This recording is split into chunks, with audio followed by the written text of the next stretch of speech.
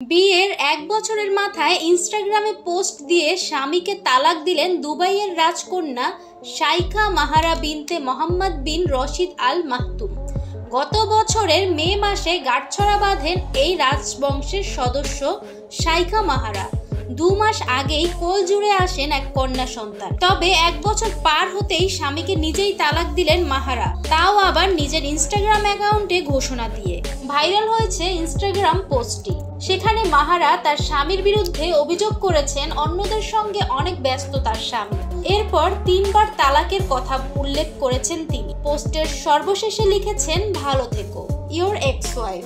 So viewers, Shaikha মাহারাকে আপনাদের কাছে কেমন লাগে তা কমেন্ট করে জানাতে ভুলবেন না।